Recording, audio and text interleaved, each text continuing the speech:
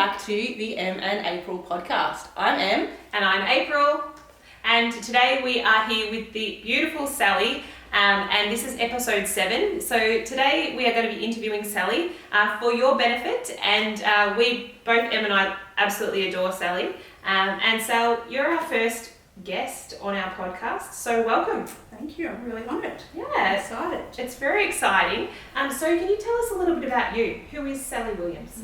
Great question. How long have we got? As long as you need. Well, I'm turning 50 in April, so it feels like really appropriate that I get to do this bit of review, bit of looking back on life, and as we're going into 2020, just looking back over the last 10 years, and then you're asking me really to encapsulate my life. It's a big question. Yeah. So where I thought I would start, just so I'm not boring the listeners, is starting from year 12, where I thought I was going to go into psychology. Yeah. I was career-wise thought I wanted to be a hairdresser, and the career officer, or whatever they were called back then, says, no, you're meant for more than that. And I got really huffy and like, no, I want to be a hairdresser. The Aries stubbornness came out. Yeah. And so I tuned into hairdressing and ignored his plea, but he saw something in me at that time which now makes a lot of sense with what I do. And so I decided to go down the hairdressing, but I kept all options open at that time and applied for uni, got in, deferred for 12 months as you do, and went down the hairdressing track and really loved it. Loved the connection with clients, and so hairdressing has been really the biggest part of my life. I'm married, I have 3 kids, I've been married for about 27 years, and you know that in itself is a whole story. Yeah. But let's stay with the hairdressing thing because it feeds into what I do now and what we're talking about with small business. So I dove in, as I do with everything that I do in life. I gave it my all and really loved hairdressing. So I started off in one place, one salon, and that didn't go so well, and then had to find somewhere else. So I had a lot of adversity and change that I had to navigate, but I really, really enjoyed it. And so hairdressing became my life. I opened my own salon about, what have I written here, because I'm not great with time, around 2010.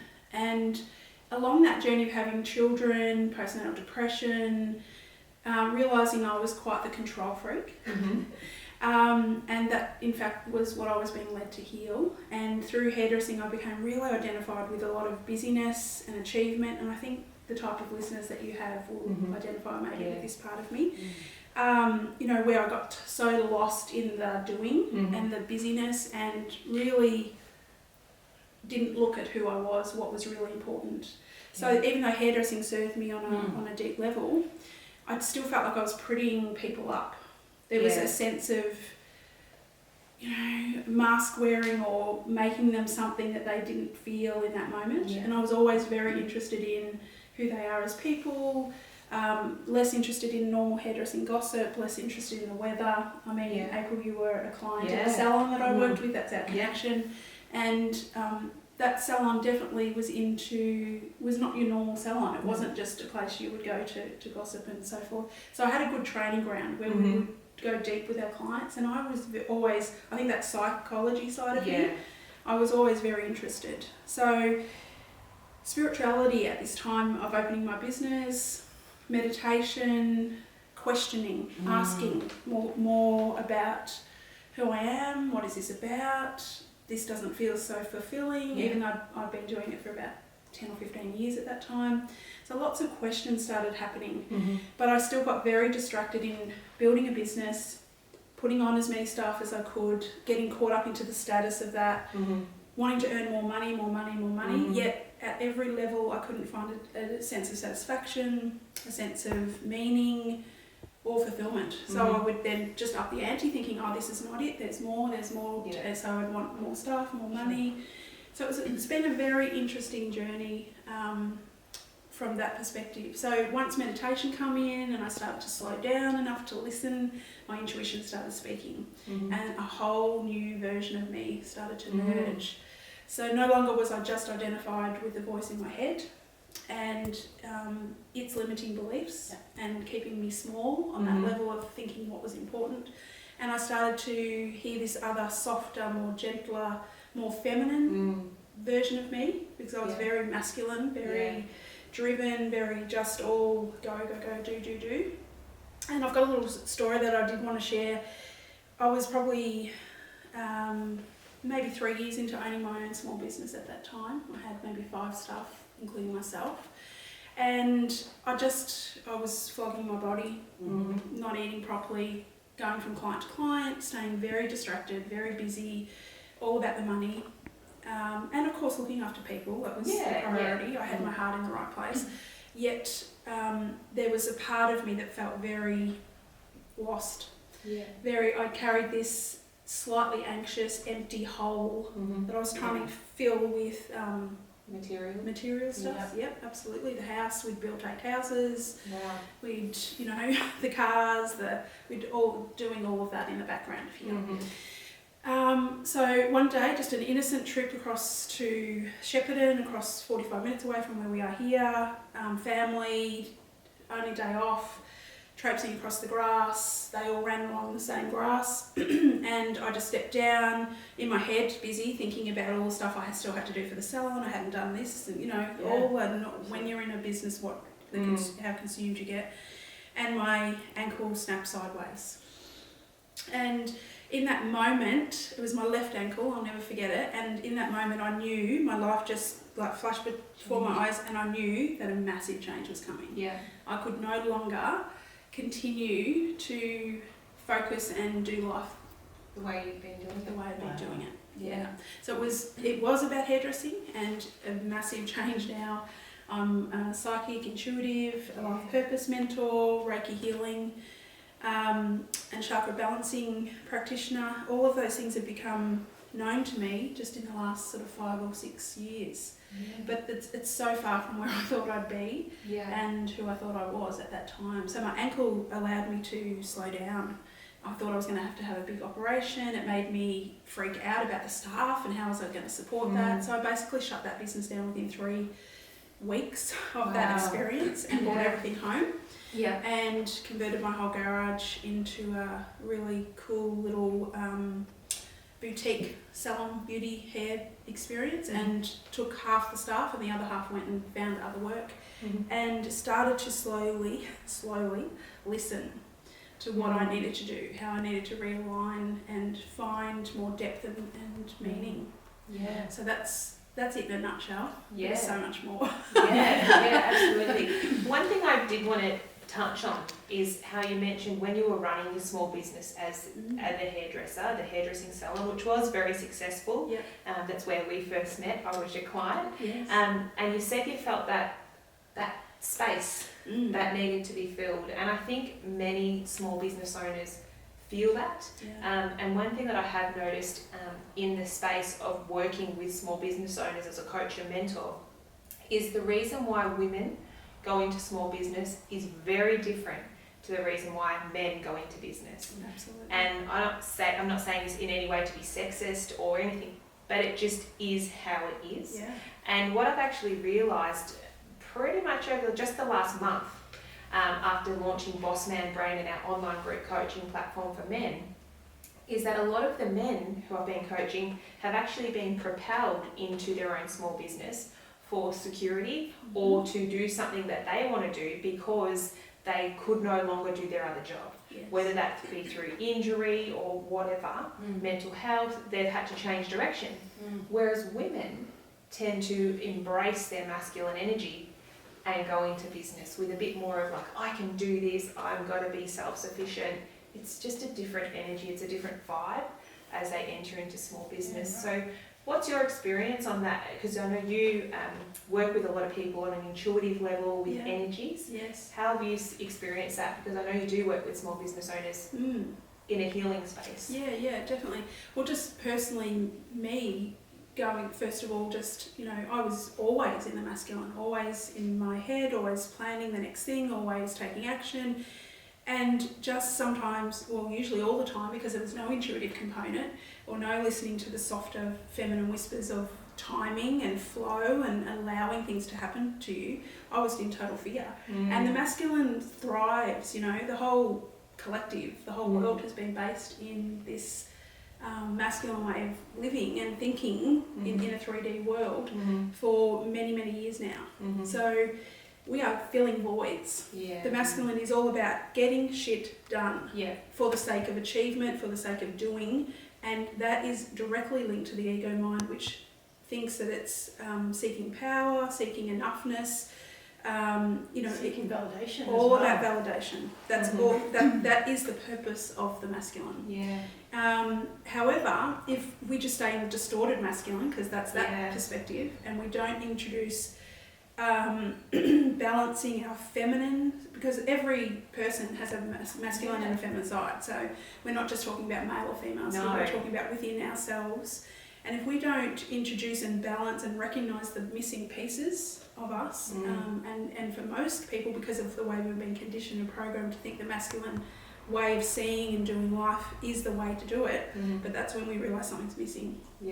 And that missing feeling, I've since worked out, is our soul, our true essence, calling us home to ourselves, to know the other parts that have been missing. And for most people, it is the feminine, whether they're male or female. It's the sitting in the not knowing. It's allowing for solutions to come. It's allowing and knowing that we're all guided and things will pop into the space at just the perfect time if we get out of our own way sometimes. So it's this beautiful dance, but most of us are taught to just not listen for the dance and just go, just do it, or action. And that's why my ankle happened, to stop me in my tracks, to wake me up. Well, there's a heap of suppression going on there if we're not listening to our natural intuition, which we are born with as humans. And I think sometimes as humans we forget that we're actually animals, and animals are hugely intuitive creatures, and so are humans, but we are, as you mentioned, conditioned to suppress what naturally comes. Well, we forget to us. actually. So, we're born as true soul essence, and everyone incarnates. And this could get a little controversial. But my belief is that we come for many lifetimes, and our soul—that's our true soul, and it comes in the form of that's unique each time. And there could be male, female, animal, any form, that whatever your soul needs to grow and evolve. I just don't want to be like a fly or something. Imagine what you see. Because I like well, there you go, could have an upside. Absolutely. And so we are, as children, when we're first born, it's scientifically proven that for a period of time, depending on your environment and your set circumstances, you do stay in that true love essence and remembering of the soul wholeness and completeness. But then we start to forget because the 3D earth reality suppresses and stops us from remembering who we truly are, and that's where the learning comes. So then it's the great remembering. That's so fascinating because I remember, so I've got 3 children, and every single time one of them was born, I was like, you've been here before. Like when Ziva was born, she just was like, hello world, I'm here to take over. Sam, we called him Benjamin Button because he was like this little old man who just reincarnated. You can feel it, can't you? And Patrick was just like, I'm ready for you. And this was day one, literally out of womb, they're like buzzing with this own natural soul vibe. Exactly.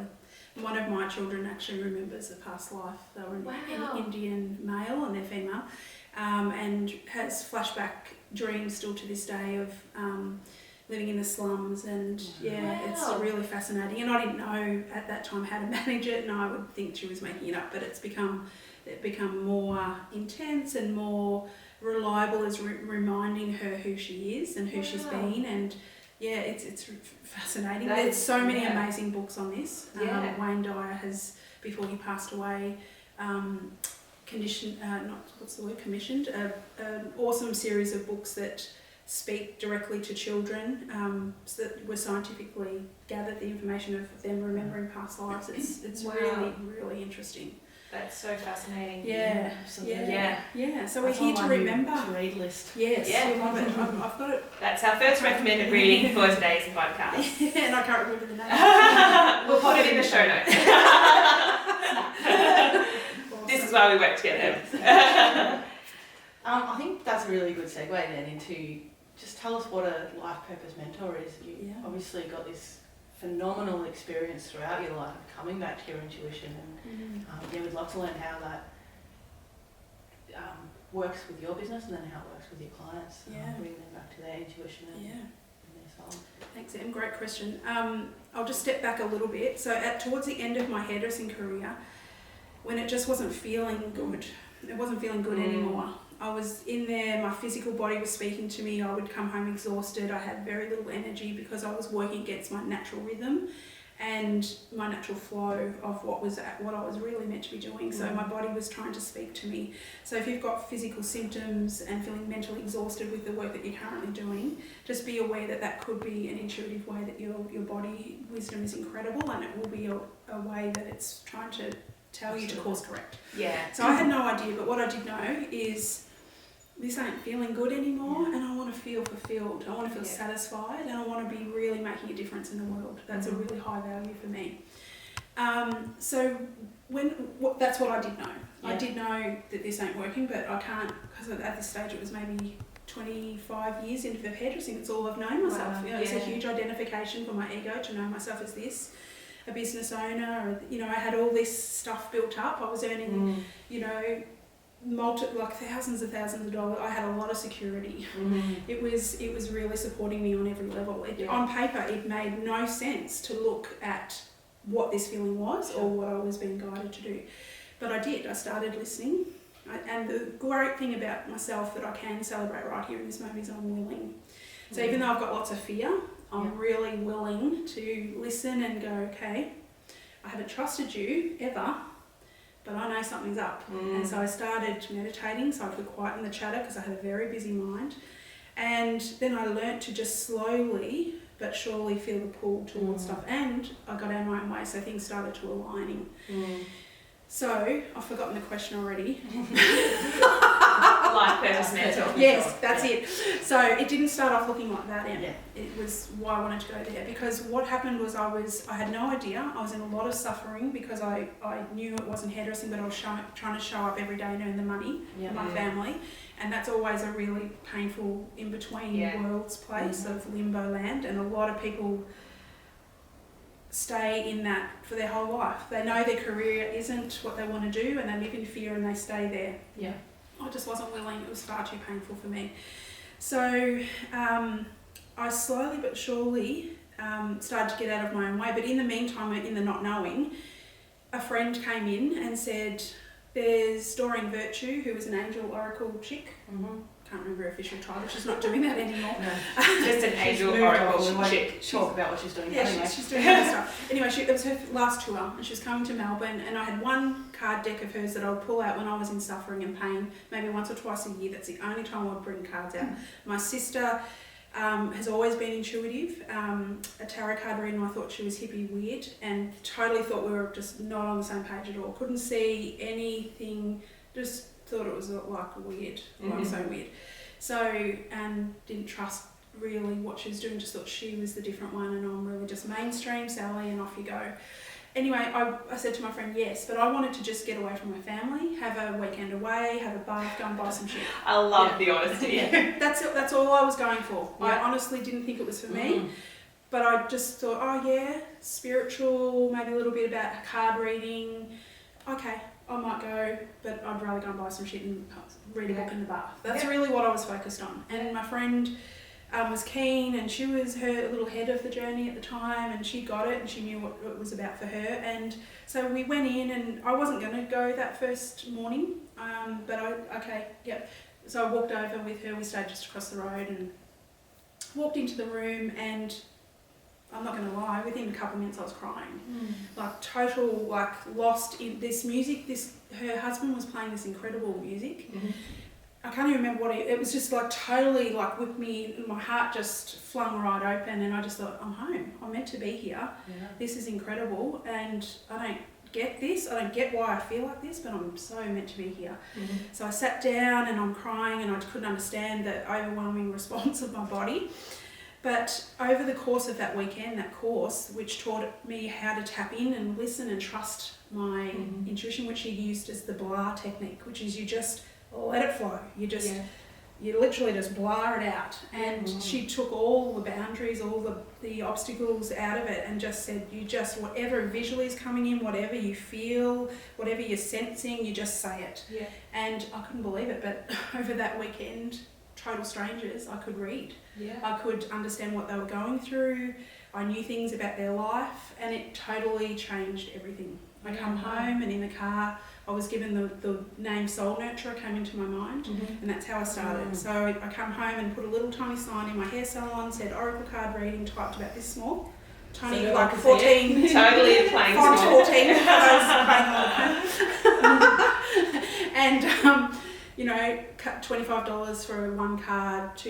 Had no idea how this worked, just like, I'll do this. And just tentatively scared out of my, scared shitless, just... Putting a tiny little finger in the water. Totally. And thought, these people don't know me as this, but, you know, and then I started a whole nother business on the side, Soul Nurturer, and totally focused on that small business. I had them together, but I had it separate. It was the weirdest thing I've ever navigated because I didn't know how to do that, but I just made it up and flew by the seat of my pants and listened to my intuition, which is not really flying by the seat of your pants at all. And I eventually kept listening. And only last year, went through a whole mentoring process of my own, of like-minded spiritual husband and wife. Right. Actually, I don't know if they are married, but they're a gorgeous couple. And they took me through an 8-week journey that I thought was a small business journey, but turned out to be total self-loving journey, coming home to myself. I know that well. Yeah. And it set me up to know exactly how I wanted to serve in the world, and my power, my light, what I'm here to, I just know now what I'm meant to be doing. And so really, it's only been 12 months. I started in November last year with them. So 8 weeks over November, December and January. Started my own Manifesting a Life of Purpose 12-week journey with women at the start of this year. And started before I'd even finished there. Yeah. So I was in week 5. I had 6 women that I was mentoring within 4 weeks. Yeah. That's how tuned in and aligned it all was. Totally, I was making the program up on the run. Yeah. Totally, they were doing week 2, 3 and 4, and I was designing 5, 6 and 7.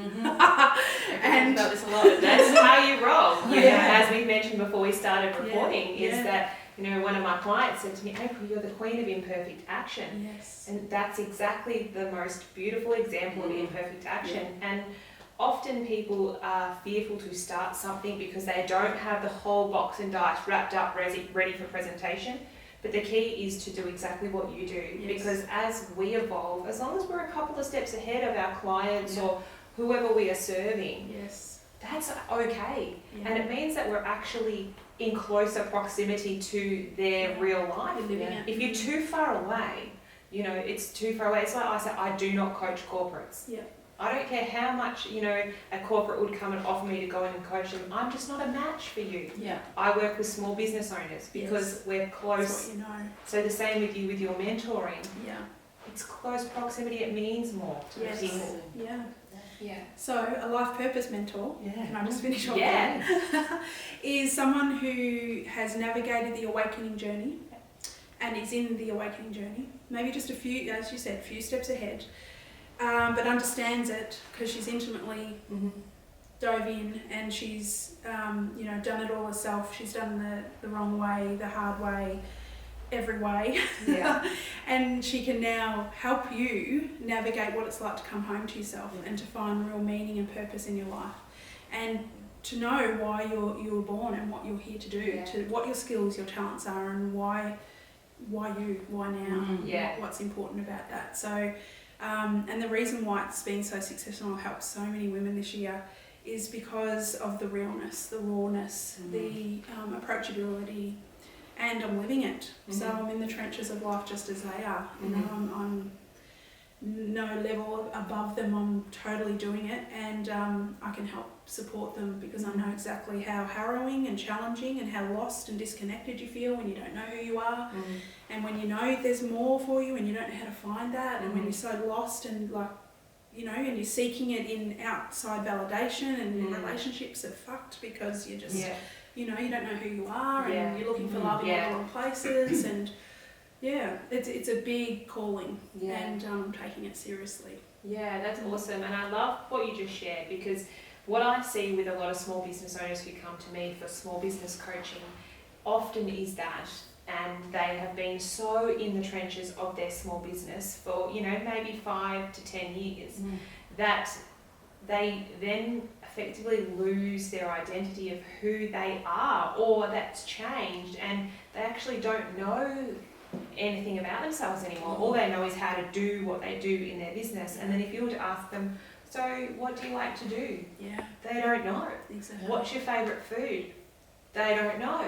Yeah. Because we're on autopilot. Yeah. That's why. Yeah, and there's this sense of being lost. Exactly. Yeah. Yeah. So, coming home to ourselves, and awakening is stepping out of the autopilot, really engaging in your life in a really meaningful way.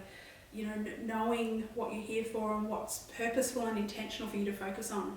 And it then drops away all the scattered energy, the panicking and the running around doing things that aren't aligned with you. Yeah. That's where the feminine action comes in. Yeah. Where the feminine knows exactly what she's here for, and she can trust. Yeah. And she doesn't have to panic, and she's not in fear. She knows her power, and then she hands it over to the masculine, who takes it from there and actions it. And it's such a beautiful dance when we can know it for ourselves. I think it opens that space for passion and joy to come back. Absolutely.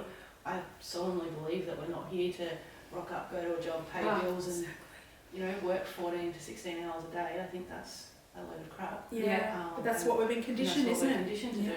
And when you're doing something like that, when you're pulling 80, 90, 100-hour weeks, where is the room for passion and joy and human connection? I think this is a big space to be evolved. Yeah, absolutely. Yeah. Absolutely. And if we bring it back to our listeners, you can have passion, connection, love in your life, and that can include what you do for your choice of small business operation. Like Sally's very happy running her small business, doing what you are doing, and you've evolved and allowed yourself to evolve over time, because we change. You've got to keep moving. You've got to keep listening and knowing when it's not feeling right anymore. And I'm right at that phase now where I know 2020 I can't do my planning right now, because I know some things. I've been doing some deep healing over the last few months, and so I know that the version I need to be to do what I'm going to be doing in 2020 is still being born. She's still emerging. So I'm trusting in that feminine, just stopping and slowing, and I'll know when I'm clear. There's no point forcing just because 2020 is coming. What 2020 is going to look like when I'm not the version yet. There is no space yet for me to know clearly how this is going to. I know I still want to serve women, but I know there's another layer. I know there's a podcast there. I know there's some things more. My voice. I need to speak. I need to get out there more. And thank you for this invitation, because it's perfectly aligned. It's part of me stepping more and more into what I need to share with everyone. So I think allowing yourself to know you're always going to change, and if it's not feeling good, it's because you need to change some things. I just wanted to bring you back up on something you mentioned before, because you used the word harrowing. And that just gave me this really gut feeling, because emotional response. Because Sally and I worked through some stuff for me when I resigned from my position of general manager of our holiday park, which I had invested so much time in. I had been there, living there since I went there for the first time when I was 23, moved there when I was 24, worked as GM for like 6 years, blood, sweat and tears. But the same thing, it wasn't working for me on an intuitive level anymore, and I was sitting in my back office actually working on my new business, Cabin Connect and Boss Lady brand. But then to step away from the role as GM and the ego and the control was harrowing. I was sad. I was really sad for quite a long time. I would say like 18 months. So I think for a business owner to embrace that journey, to be mindful it doesn't happen overnight, and this emotion that really comes from the gut, like it's real. You were once super passionate about hairdressing or running the caravan park or doing what you used to do, and we were once really passionate about that, but we evolved, and we effectively have to give ourselves time to grieve. Absolutely, and that's exactly what I did when I left the corporate world. I always knew that I wanted to go into small business, but there was so much fear going into small business, but there was also so much of my own identity linked to my career. Yes. And it was a grieving process. Yeah. I did that earlier this year. Yeah, and the pain is just the resistance. That's what I've learned. You know, it's not actually the change, because change is inevitable. It's life. You know, change is change, and it's actually good. Yeah. But we're conditioned to fear change. Yeah. We don't think it's a good thing, so we hold on for dear life and we resist the F out of it. Yeah. And that's where the pain and the harrowing experience comes from. If we could just know that on the other side of letting go and free falling, the universe will catch us. Yeah. You know, God, your higher power, you know, that we're being witnessed, we're being guided. Yeah. There's something good on the other side of every release, every death, there's a rebirth. Yeah. There's a new door that opens. This is the cycle of life. This is how it works. So to trust that and to come to complete faith about that, that's really what I love, getting women to that place, because when you can trust your flow of life and not hold on, and I think you're getting much better at April. Much better. And I'm just like, let shit go. It's a much easier ride, and you can find joy there, because you, in the trust, you can just settle in the curiosity of it all. Like, oh, now this is going to work out. This is interesting. This might feel really awful right now, but hang on, It's going to pass, and it's going to show me something that I couldn't even see on my radar. Look at all the learning we've all had in the last 3 months of 2019. It's absolutely massive, you know. Huge. Massive about ourselves, about our life, the clarity, the truth that's come in for all of us in our own unique way of who we are, what we're meant to be releasing, what isn't going to be held on and kept in 2020. You know, in all the listeners, you know, they all know what I'm talking about. That their own personal truth has become really clear about what is no longer necessary, and we don't need to hold on to that version of us, those, you know, those outdated beliefs about who we thought we were and the things we've been, you know, holding on to, relationships, businesses, careers, all of that has started to drop away. So we're being all really asked to step into a lot of faith and trust. Moving into the new year. I've seen something, and this is totally off the segment, so we'll go back to our questions soon. But I have always been fascinated with, you know, like the Chinese, like Year of the Rat and Year of the Dog and all of these sorts of things. And I only just read something this morning, you know, again, just popped up on my news feed, and it was like 2020 is Year of the Rat. Well, I am the rat. And, you know, Trent always jokes around with me. For the listeners, Trent is my husband, that I have a rat nose and I can sniff out anything. Not because I look like a rat, but I'm very good with scent. But Year of the Rat, I always do associate with that, because that's my symbol. And it said 2020, and I'm actually pumped for 2020. I'm like, bring it on, you know, because I feel like I'm ready. So what's your sort of thoughts with people on these energy if they're feeling similar? Because like you said, yours is the opposite. You're like, I'm coming 2020, you know, just give me a minute, but I'm like 2020, let's go, you know. So there's different energies for different people. I've learnt to just very much trust what is going to be will be, what is meant for me will be for me. So I know I can't miss anything. Okay, and when I'm sitting in that certainty and knowing, that's really powerful. Can you just say that again for our listeners? Because I think a lot of our listeners, you know, the title of our podcast is Talking Things Business, Social and Llamas. I don't think any llamas fear they're going to miss something, but maybe they do. Oh, a little llama. But just, people are fearful they're going to miss something. Well, our ego mind, our false self, that's the voice in our head, tells us all the time, oh, I want that, I desire that, I need that in my life, you know. So we chase after things, we make things happen, and usually it's for a temporary sense of fulfillment, of goodness, of happiness, you know, but it's all temporary, because anything outside of us in the material realm, in this 3D reality that we've got going on here, it's all temporary. Until you know yourself as truth and as complete and whole and love, and that's a higher version of ourselves, we're always going to be chasing after those things. So as part of my own involvement, I've come to know and trust that the truth of it all is everything, there's a lot of fated, destined things that we are meant to experience, and that is all we are led to those experiences. Now, there's free will too, because we're human, okay? So while we're not tapped into that soul truth, the ego will still lead us often through more challenge, drama, paths, we will still get the learning and lesson, and we will still bump up against the things we're meant to have, but it could be the long way around. So now, with further alignment with the listening, I can totally trust that everything I'm meant to experience in 2020 will be. And I will find my way there. I don't need to panic. I don't need to buy into the voice in my head that tells me if I don't push, if I can't see this, if I don't know this, if I don't have this all scheduled out, if I don't have the rhythm and again, that's my masculine side.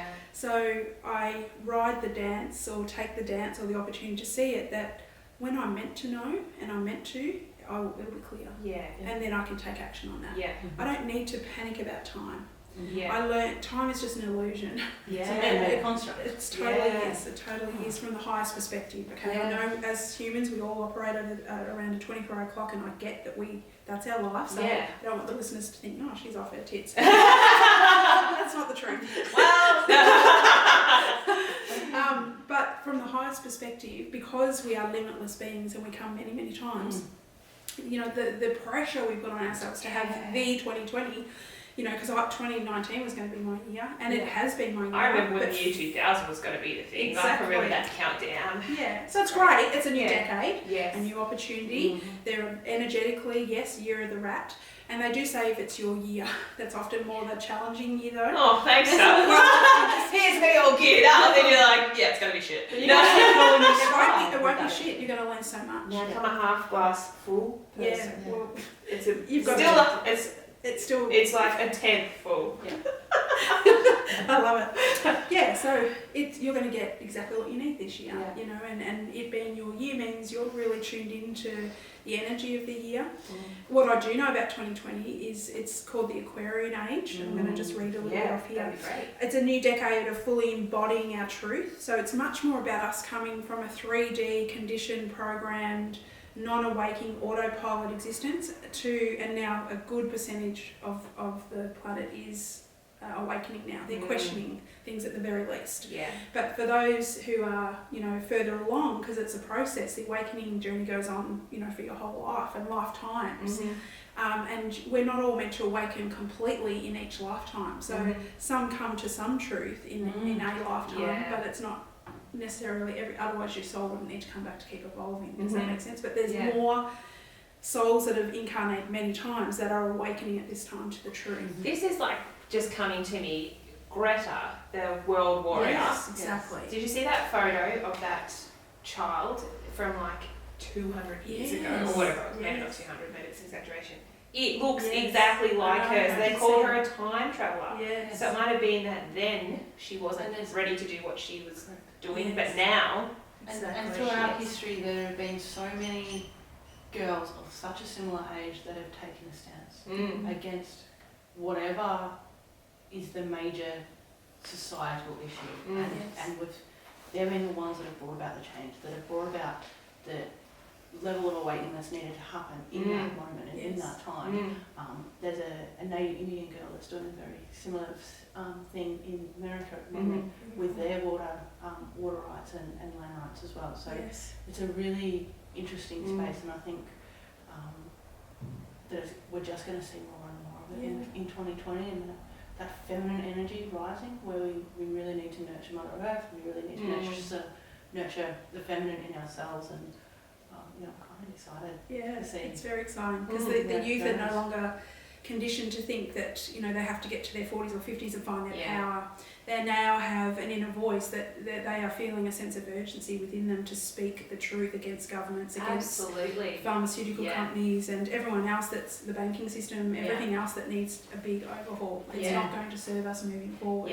The youth are no longer quieted or silenced anymore. They've got such access to technology and information that there's none of this like off limits sort of stuff for kids. They just know, but often they know more than us. And because of the age of technology, they are so researched, they are so in the knowing, and all the conspiracy theories, or they do their own research. They can see through the BS. They know who's got hoodwinking who and who's not telling the truth, and they're going to speak up about it, and that's exactly what's going on. I've got a nearly 9-year-old in that. She definitely speaks up. And that's a good thing. That's absolutely. They've chosen to incarnate and have that experience. They are you know, if that's their calling, they will know it. They will feel it just like we eventually do. Yeah. So the Aquarian age is going to be very interesting. The next 10 years are definitely about stepping into knowing yourself as a cosmic and spiritual soul, and not just a human having a 3D experience. Okay, so if you haven't got the calling, or you've been working in your small business in just a very head masculine space, it's really not going to serve moving forward to just operate from that. Well, this is the talk on a global level, is that we have been through the muscling age, we've been through the brain phase, and now we're entering to the heart phase of business, where the heart-centered approach in business is so important. And you know, I was fortunate enough to meet and become friends with Claude, who is the Chief Heart Officer at VaynerMedia, which is Gary Vaynerchuk's company. And Claude is there to look after the people with big heart and lots of love and care and compassion, and I think that's amazing. And I think that all businesses need to embrace that, and the education and the healthcare system need to look at this heart approach of really looking after people from a heart space, not just a head space. A checklist space. That's, we'll move you through the system. It's systems and processes have got their place, but when we do that without being connected to the heart and the emotion, what have you, then we see this disconnect between the masculine and the feminine. We see this disconnect between the earth and corporations. You know, like we're going through a massive climate change and risk that's derived from this disconnect between the headspace and the heart space from corporates. Now, so one thing, this is not on our questions that I want to ask you about, a lot of people who come from the spiritual world, and I was fortunate to meet, I don't know if you're familiar with Kate Chippy Gray, she's in a mastermind that I'm in, she's a spirit lady, and she's speaking up about it's okay to be working in the spiritual nurturing space and make money.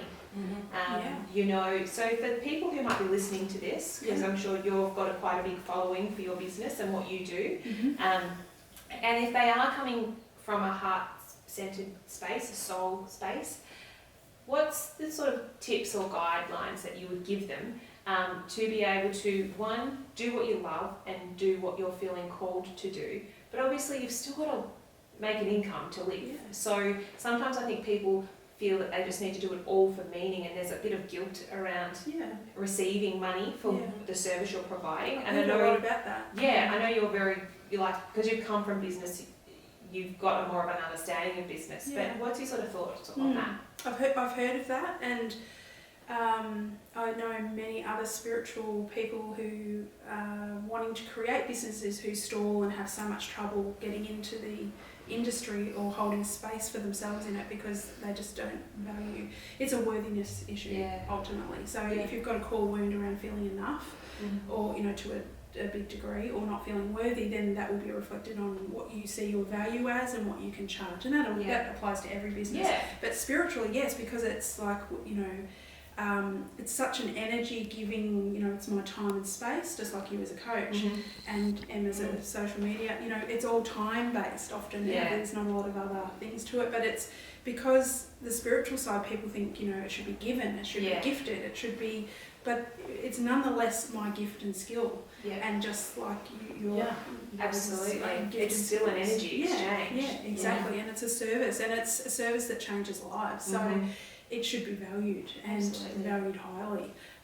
So my prices and the way I see my worthiness has definitely grown. I've gone from the $25 card. I've done the same. And the little frame in the salon. To knowing my worth and knowing what working with me in a one-to-one session or doing the mentoring journey with me over 12 weeks, how that changes people's lives. And so the value and the money, the exchange is reflected, and I don't have any trouble with that, generally speaking. And I think that's really powerful that you share that, because people need to listen to when you start to feel, because some people said to me, oh, when did you know when to put your price up? And I'm like, well, when I started to feel a bit of a friction, of like, I'm worth more than that now. I'm about to put my prices up for the same feeling. Because you start to feel that, like, it's a bit of an abrasion on your soul, and you sort of start to think, Oh, well, if my client has just sent out $100,000 worth of invoices in one day, I think I need to charge a bit more money. Yeah. So these are the sorts of things that you start to think. But it's not until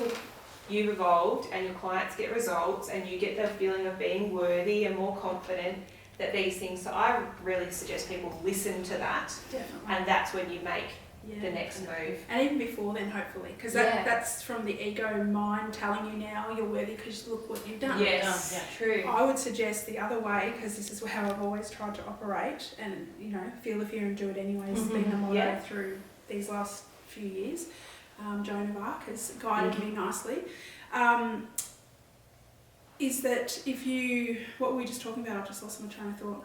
The increasing of your fees. Yeah, so I would say work with that intuitively. Like, for me, I've kept my prices, my one-to-one session prices, the same for about 18 months, 2 years.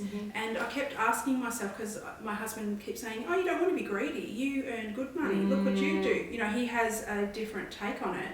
Yet I see in an hour session how I can bring in so much clarity and take away so much fog and heal and clear energy, and it changes people and changes how they see their life and what they can then go out and do from that place when they're not all clogged up with stuff.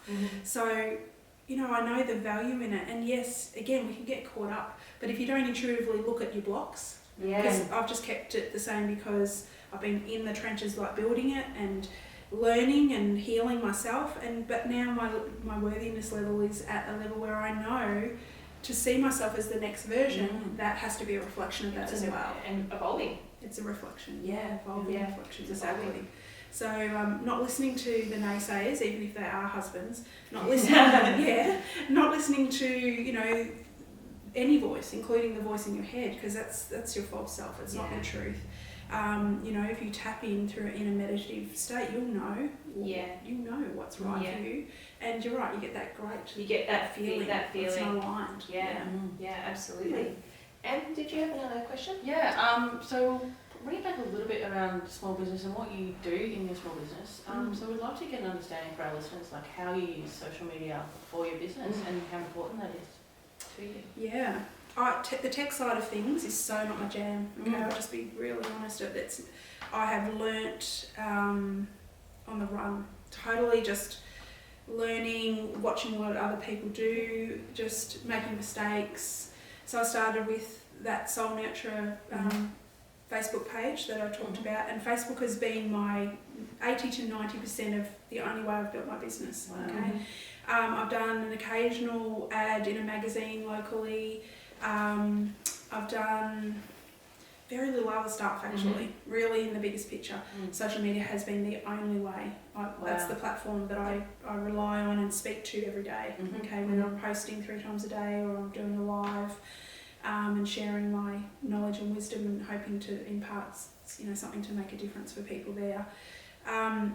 It is the way I see that my business operates, and I don't consider any other format necessary. It provides all my income. Provides a connection. And people find me that way. But I'm no professional. Okay, as you know, Em, I've asked you many questions. And I'm just learning on the run. I learned a lot in that mentoring process I did last year.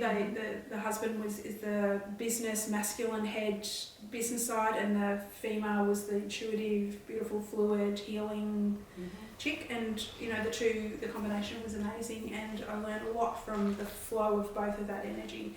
So I'm not going to pretend I know, but what I have done the last 12 months, because again I've learned this from the process I went through, is to funnel and know how to understand very clearly who my dream client is that I want to work with in my sessions and my program, because I do work with women all over Australia.